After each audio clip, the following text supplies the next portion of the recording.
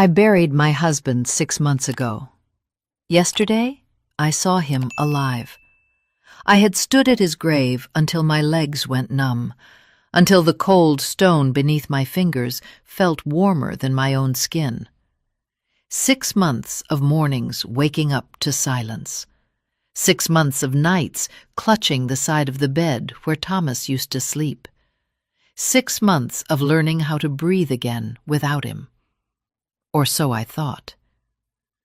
That morning, I went to the grocery store because grief does not excuse an empty refrigerator.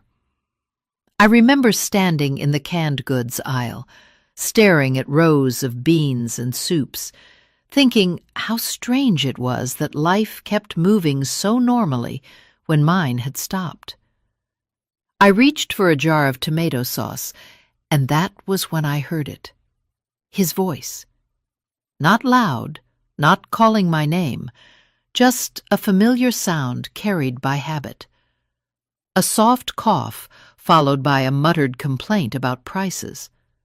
The exact same tone I had listened to for 41 years. The sound that used to drift from the kitchen while he read the paper. The sound I had sworn I would never hear again. My hand froze mid-air. I turned slowly, my heart already pounding as if my body knew the truth before my mind could accept it. And there he was, standing 3 shelves down, holding a shopping basket, comparing labels like he always did. Thomas. The same broad shoulders, slightly hunched now with age. The same silver hair that refused to lie flat. The same scar above his right eyebrow from the ladder fall he laughed about for years. The man I buried. The man whose name was carved into marble. I dropped the jar. It shattered on the floor, red splattering across white tile like something alive. People gasped. Someone said, "Ma'am, are you okay?" I did not answer. My feet were already moving. "Thomas!" I cried, my voice breaking apart as it left my throat. "Thomas, it is me!" He turned. For one terrible, hopeful second, I expected recognition. I expected shock. I expected his face to light up the way it always did when he saw me after a long day. Instead, he looked confused, genuinely confused. "I am sorry," he said slowly, carefully, as if speaking to someone fragile. "I think you have me mistaken for someone else." The words hit harder than the sight of him. Mistaken. As if 41 years could be mistaken. As if I had not memorized every line of his face in the dark. "No," I whispered, stepping closer. "No, Thomas. It is me, Eleanor, your wife." He took a step back. That movement hurt more than anything. Thomas never stepped away from me, not once, not even during our worst arguments. "My name is Daniel," he said. "Daniel Brooks. I do not know you." His voice was the same, deep, slightly rough, the voice that told me he loved me on quiet nights when words felt too small.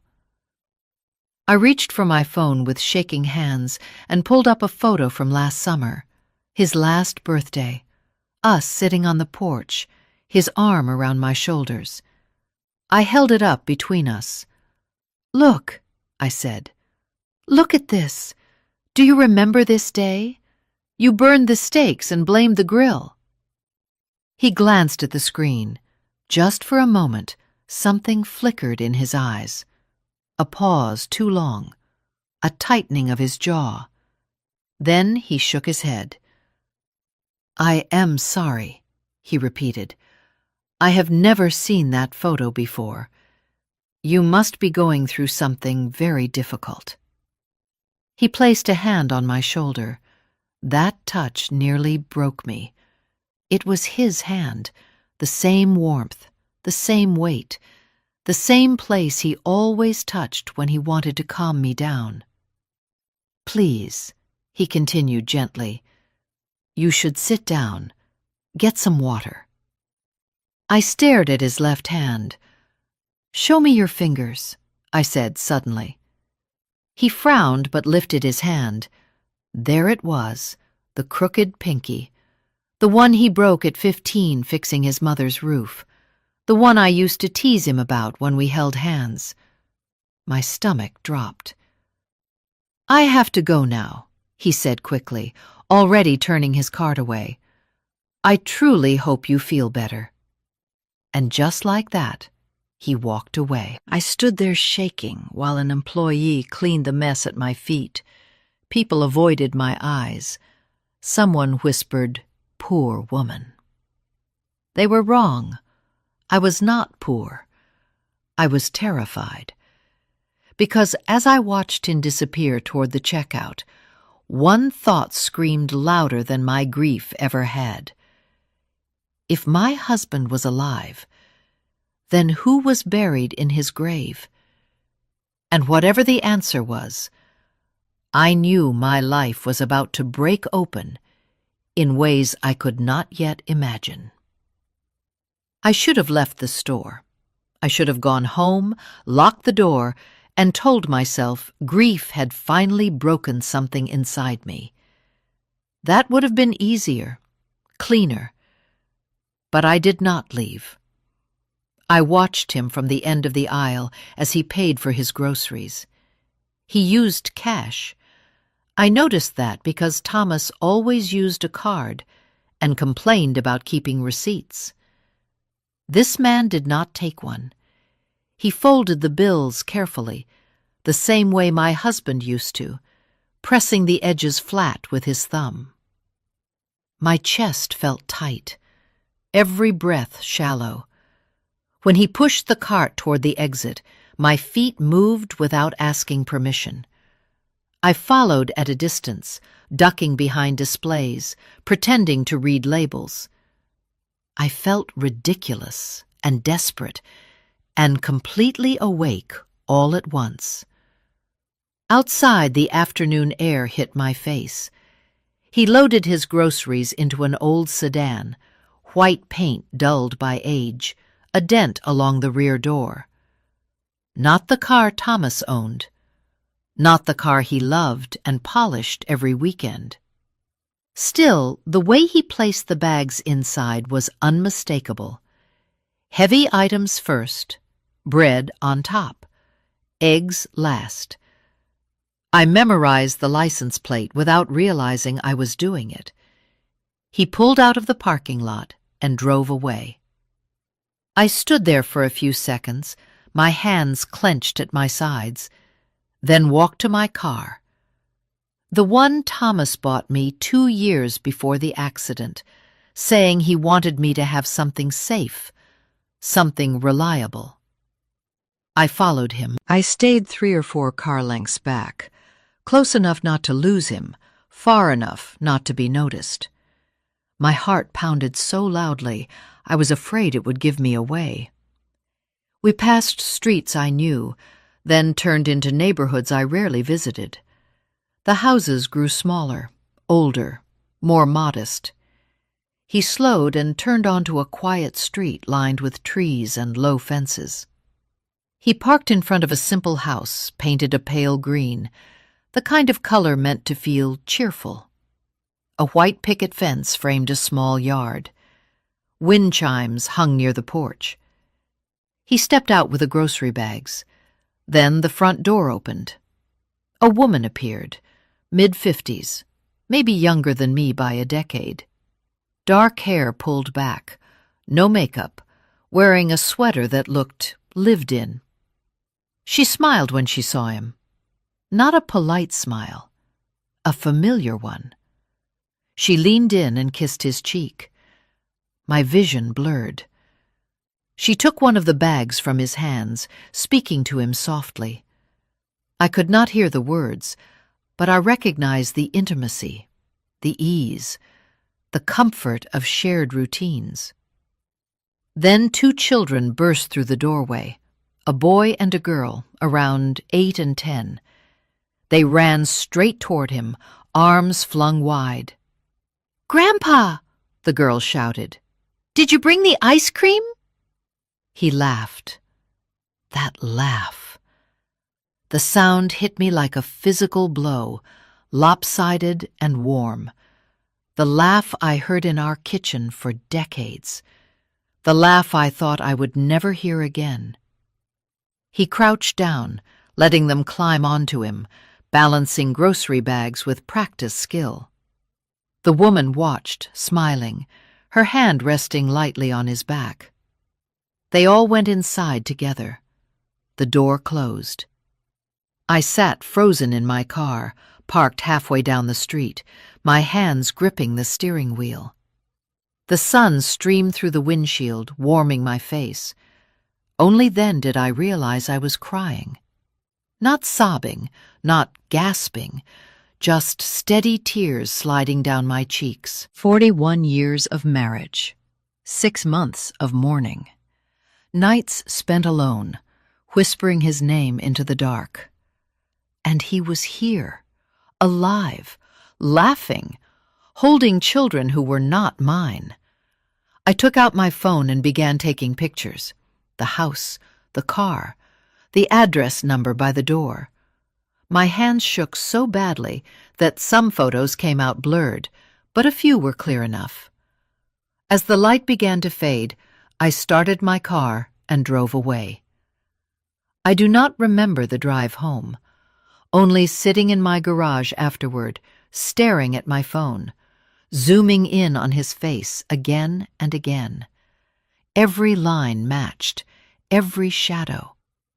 When I finally went inside my empty house, a single question echoed louder than anything else. If Thomas was alive, then who had I buried? I did not sleep that night. I sat at the kitchen table with a single lamp on, the rest of the house swallowed by darkness.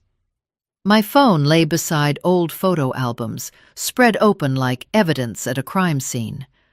I moved between them slowly, deliberately, as if speed might break whatever fragile thread was holding me together.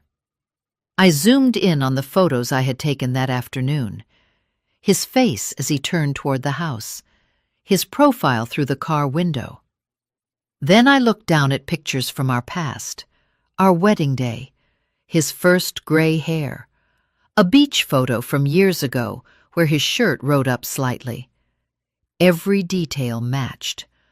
The scar above his eyebrow from the ladder fall, the small mole near his collarbone he hated because it made him self-conscious, even the slight unevenness in his ears that only I ever noticed. These were not things grief invented. These were facts etched by time. I pressed my fingers to my lips to stop them from trembling. Twins did not share scars. Strangers did not share memories written into flesh. I stood up and paced the house, my footsteps echoing in rooms that suddenly felt unfamiliar. This place was supposed to be my safe space, the home Thomas left me. Now it felt like a stage set built on a lie. At 3:40 in the morning, I stopped pacing and picked up my phone. I called my son. It rang once, twice, 3 times. On the 4th ring, Lucas answered, his voice thick with sleep. "Mom, do you know what time it is? I need you to come over right now," I said. A pause. "Mom, it is the middle of the night. Did something happen?" "Yes," I said. "Something happened."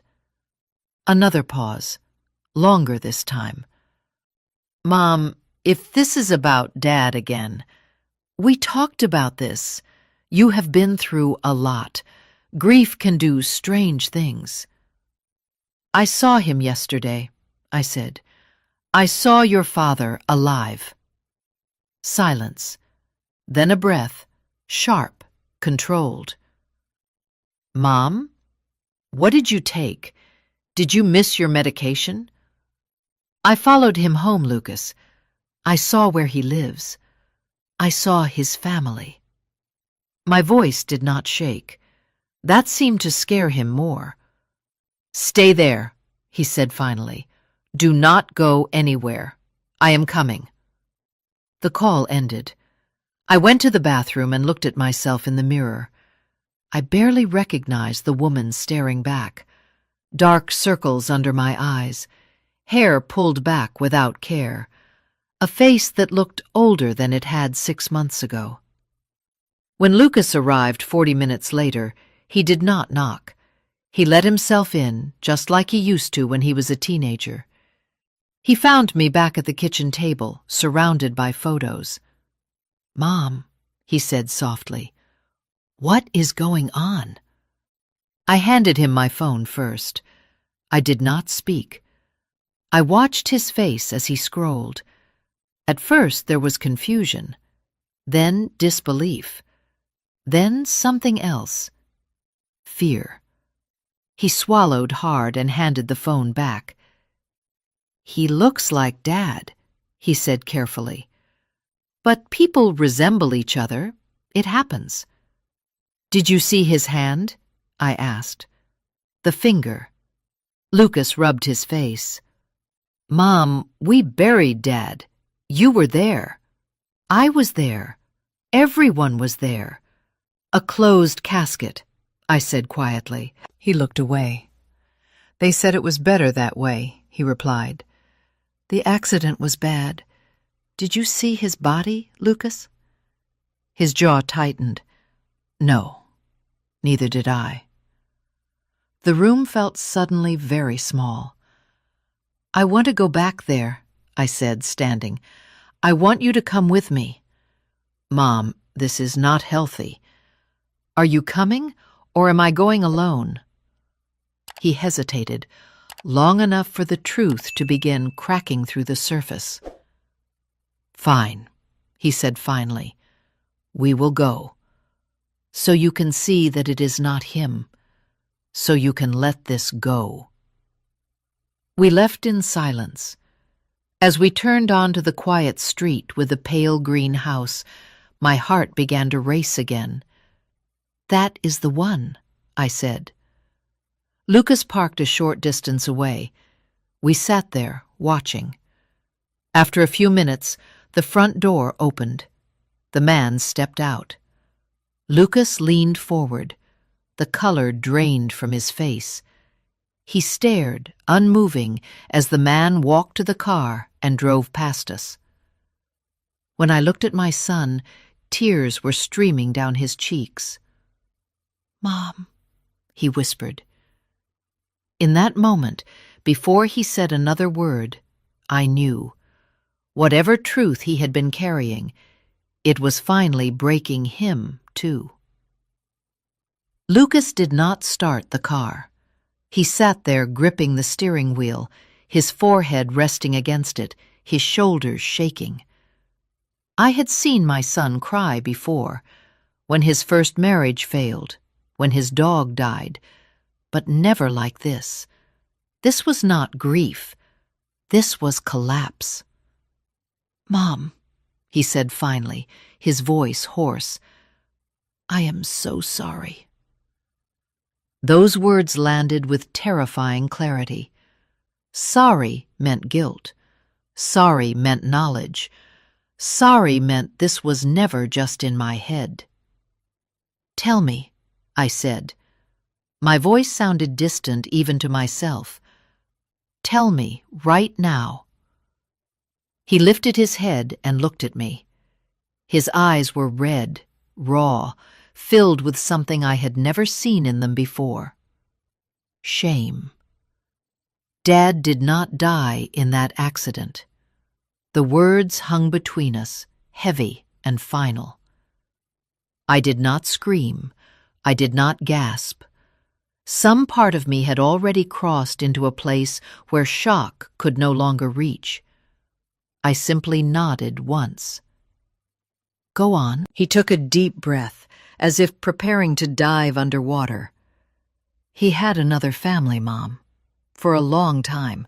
Over 20 years. That woman you saw, Claudia? He lived with her part of the time. He said it started as a mistake. Then it just never ended. I stared straight ahead at the empty street. How long did you know? About 3 years, Lucas admitted. I found out by accident. I was helping him with paperwork from the marina supply business. I saw duplicate bills, utilities, insurance, 2 households. The marina supply business, the job that kept him traveling constantly, the job I had defended to friends when they said he was gone too much. And you said nothing? He wiped his face with his sleeve. He begged me not to tell you. He said it would destroy you. He said if you found out, you would take half of everything, the business, the house, everything he built. Everything we built, I corrected. Lucas nodded miserably. 6 months ago, he came to me with a plan. He said he wanted to end the double life and be with her for good. But if he divorced you, he would lose too much. So he decided it would be easier if you thought he was dead. My hands began to shake. Easier for whom? For him, Lucas whispered, and for me. I turned to him sharply. For you? He looked away. If he died, everything passed to me automatically. The business assets, the accounts. He transferred most of the money to himself first, under a different name. The rest came to me. I thought I could take care of you, give you an allowance, make sure you were okay. An allowance, like a child, like a stranger. How did he fake it? I asked. My voice was eerily calm. Lucas swallowed. There was a man, a homeless man, terminally ill. No family except a niece he never saw. Dad paid him, paid the niece. They staged an accident. Dad used his documents. The man died in the hospital under your husband's name. The body was badly damaged. The casket stayed closed. The world tilted. I remembered the phone call from the police. Lucas insisting I not see the body. The funeral I sobbed through, while people held my hands and told me how strong I was. You let me bury a stranger, I said. Yes. You let me mourn him. Yes. You watched me fall apart for 6 months. Lucas broke down completely. I did not know how to stop it once it started. I thought if enough time passed, you would heal, that it would be kinder this way. Kinder, I laughed then, a short sound with no humor in it. You stole my right to the truth. You stole my grief and replaced it with a lie. I closed my eyes, breathing slowly, carefully. Take me home, I said. Mom, we need to talk about this. Take me home. He started the car. Neither of us spoke on the drive back. When we arrived, I got out without looking at him. Mom, please, he called after me. I did not answer. Inside my house, I sat on the edge of the bed and looked around at the life I thought I had lived. 41 years of loyalty, of compromise, of believing in the man beside me. It had all been a performance. And now that I knew the truth, one thing was clear. I was done being the woman who cried in silence. Whatever came next, it would not be forgiveness. It would be reckoning. For 3 days, I did nothing. I did not call Lucas back. I did not answer his messages.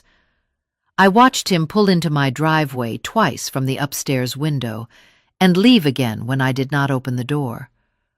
I let the phone ring until it stopped, then ring again. 41 years of loyalty had trained me to always respond, to always fix things. This time, I chose silence.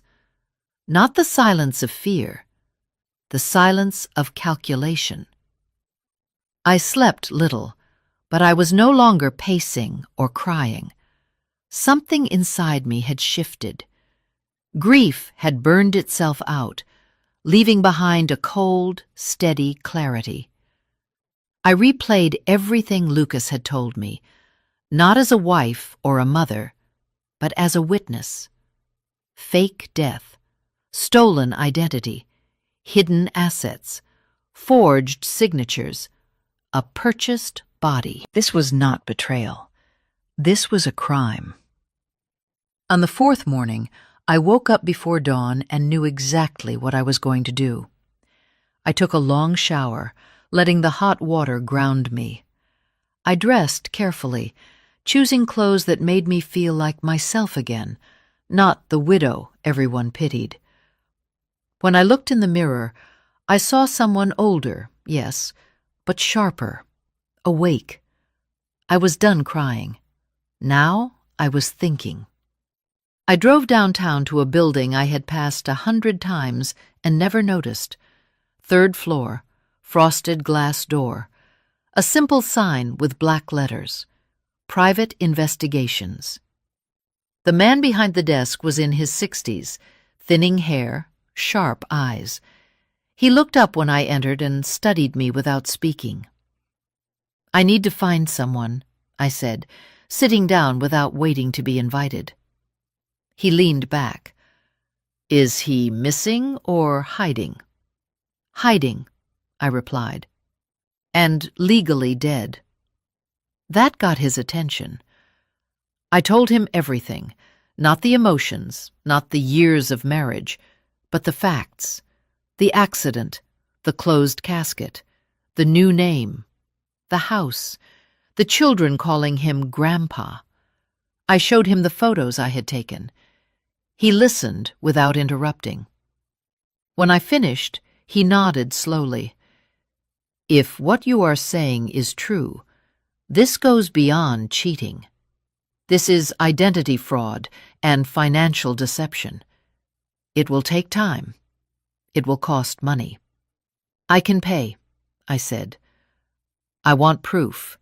Bank records, property records, fake documents, everything." He named a number. I did not flinch. I wrote the check. "I want the truth documented," I said, "not suspected, proven." He smiled faintly. "I can do that." Over the next week, I watched from the edges of my own life. I returned to the street with a pale green house at different hours, wearing hats and sunglasses, sitting in my car like a stranger. I learned his schedule. He left every morning at the same time. He returned in the evening. Weekends were for the children, Sundays for church. A good man, the neighbors would have said. I learned the name he used, the work he did now, the modest life he pretended was new. I watched the woman touch his arm the way I used to. I watched him smile with the ease of someone who believed his past was buried. It was not. The investigator called me 7 days later. "I have enough for a full report," he said. "You should come in." The folder he handed me was thick, heavy, real. Fake birth certificate, issued years after my husband was supposedly born. Bank accounts opened under the false name, with nearly $2 million transferred before the accident. Utility bills and tax records tying him to 2 households for over 2 decades. And then the last page. Phone records, multiple calls, regular, long, between my husband and my son. Before the accident, after the funeral. During the months I thought I was alone. Lucas had not just known, he had stayed involved. I closed the folder slowly. "Thank you," I said. As I walked out of that office, something settled inside me. This was no longer about rage or revenge. It was about dignity, about truth, about refusing to be erased quietly. They thought I would mourn forever. They thought my silence meant weakness. They were wrong. The storm had not passed. It had only just begun. I did not confront Lucas right away. That was the hardest part. Every instinct in me wanted to scream, to throw the evidence on the table and demand answers. But anger rushes, strategy waits. And for the first time in my life, I chose patience over emotion. I took the folder home and read every page slowly. Bank transfers, dates, amounts, accounts opened under a name that did not exist, documents signed while my husband was supposedly dead. Everything was neat, organized, planned. This had never been a panic decision. It had been calculated. I made an appointment with an attorney the next morning, not the kind who handled wills or real estate. I needed someone who understood fraud, financial crimes, identity theft. She was direct, sharp, no wasted words. "What you are describing is a criminal conspiracy," she said after reviewing the documents. "Your husband committed identity fraud and financial theft. Your son aided and benefited. You are entitled to restitution, and there is strong ground for criminal charges." I felt a strange calm listening to her. "What do you need from me?" I asked. "A confession would help," she replied, "especially from your son. We also need proof of asset transfers and forged authorizations. If we have that, the case is airtight." I already knew where those documents would be. Lucas kept an office at the main supply warehouse.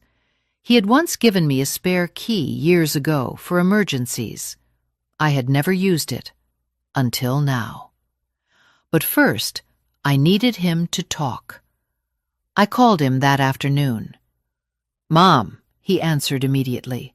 "Are you okay? I have been so worried." "I am tired," I said, letting my voice soften. "I do not want to fight anymore. I just need to understand everything so I can move forward." There was relief in his breath. "Of course, Mom. Anything you want to know." "Let us have lunch tomorrow," I said. "Somewhere quiet." He agreed without hesitation. That night, I placed a small recorder in my purse. I practiced keeping my hands still. I rehearsed my questions until they sounded like curiosity instead of accusation. At lunch, I listened. I let him talk. I asked when the plan started, how the money was moved, who signed what, where the proceeds from the sales had gone. Each answer came easily to him now, unguarded, confident that I was still his mother, still safe. He did not notice the recorder. He did not notice that every word was sealing his fate. While we ate, my attorney and the investigator were already at work. With the evidence I had provided, they secured emergency access to financial records. The transactions told the rest of the story. Forged signatures, unauthorized sales, funds wired into accounts Lucas controlled. By the time lunch ended, the trap was closed. That afternoon, my attorney filed the complaint with the district attorney. Fraud, forgery, financial exploitation, identity theft. 2 hours later, she called me. The case has been accepted. Warrants are being prepared. I sat alone in my living room when the call ended. The house was quiet. No music, no television, just the ticking clock on the wall. I thought of the woman I had been 6 months ago, crying into an empty pillow, begging a dead man to come back. That woman would not have survived this moment. But I was no longer her. I did not feel joy or triumph. I felt resolved. The truth was no longer mine alone. Soon, it would belong to the law. The first call came at dawn. It was not Lucas. It was my attorney. "They have issued the warrants," she said. "Your son was taken into custody early this morning. No resistance." I closed my eyes and let the words settle. Somewhere across the city, Lucas was being handcuffed, read his rights, led into a car in front of neighbors who once admired him. The weight of that did not feel like victory. It felt like inevitability. An hour later, my phone began to ring. Lucas, over and over. I did not answer. Then a message from his wife, short, shaking. "What did you do?" I set the phone face down and made coffee. By noon, the news had spread through the family. Cousins, old friends, people who had stood beside me at the funeral, who had hugged me and said I was strong. Now they were calling to ask questions they did not want answered. I ignored them all. At 2 p.m, my attorney called again. "There is something else," she said. "The identity he is using, Daniel Brooks. It is being formally invalidated. The accounts under that name have been frozen. He has nowhere to hide." That was the moment I knew I needed to see him. Not to argue, not to explain, but to end it. I drove back to the quiet street with the pale green house.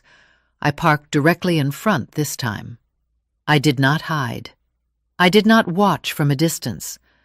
I walked to the door and rang the bell. It was the woman who opened it, Claudia. She looked at me with cautious politeness, the kind reserved for strangers. "Can I help you?" "I am here to see Daniel," I said. "It is urgent." She hesitated, then nodded. "He is in the backyard." She stepped aside. He was standing near the fence, tools in his hands, sleeves rolled up. For a second, he did not see me. Then he turned. The recognition was immediate. "Eleanor," he whispered. I held out the envelope. "These are legal documents," I said calmly. "You need to read them." His hands trembled as he took the papers. His eyes moved quickly across the page. I watched the color drain from his face.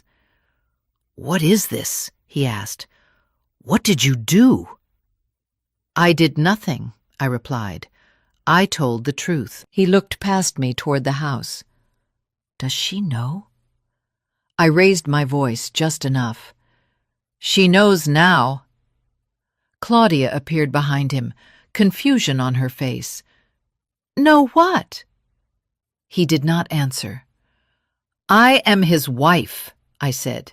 "His legal wife. We were married for over 40 years. The man you know as Daniel does not exist." The silence that followed was unbearable. Claudia stared at him. "Is this true?" He closed his eyes. She stepped back, as if the ground had shifted beneath her feet. "You said you were widowed," she whispered. "You said you had no one." "I had someone," I said. "Me." He fell to his knees on the concrete. "Eleanor, please, I can explain." "No," I said. "You have explained enough. You chose deception. You chose theft. You chose to erase me.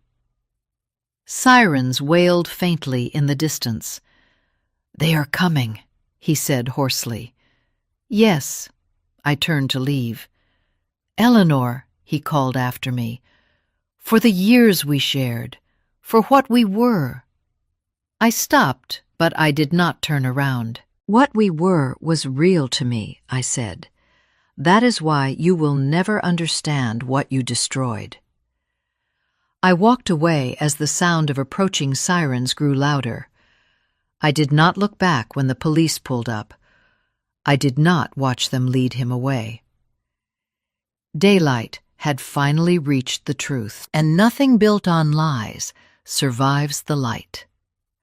Thomas died 3 weeks later, not in the dramatic way people imagine, not in a courtroom or in handcuffs. He suffered a heart attack in the holding facility while awaiting formal charges. The call came early in the morning, calm and procedural, as if informing me of a missed appointment. "He passed at 5:20 a.m., the voice said. "You are listed as next of kin." For a long moment, I said nothing. I did not feel relief. I did not feel sorrow. What I felt was distance, as if the man they were describing no longer belonged to my life in any meaningful way. "Cremate him," I said finally. "Scatter the ashes at sea. No service." There was a pause. "Are you certain?" "Yes." He had already taken enough from me. He was not taking one more performance. The legal process moved forward without him. The invalid identity was erased. The accounts were returned to their rightful status. The assets that had been hidden, sold, or transferred under false authority were recovered and redistributed by the court. What was stolen came back to where it belonged. Lucas accepted a plea deal. He was sentenced to prison time for financial fraud and forgery. Not a lifetime, but long enough to understand the cost of his choices. We spoke once after the sentencing. It was not forgiveness. It was clarity. "I love you," I told him, "but love does not erase consequences." He nodded. For the first time, he did not argue. Months passed. The house felt different, lighter. I redecorated not to erase memories, but to claim space. I returned to the hobbies I had abandoned years ago. I traveled with friends. I laughed without guilt. I slept through the night. Grief had not destroyed me. Silence had. And truth had saved me. One afternoon, I visited the cemetery where a stranger lay beneath my husband's name. I stood there briefly, not to mourn, but to close the door on the woman I used to be. That grave did not hold my husband. It held my innocence. I left without looking back. Today, my life is quieter. Smaller in some ways, stronger in all the ways that matter. I no longer confuse loyalty with self-erasure. I no longer believe love requires silence. I learned that dignity is not granted by marriage or blood. It is claimed the moment you refuse to be lied to any longer. And I learned that even after betrayal, even after years of deception, it is never too late to choose yourself. That choice changes everything.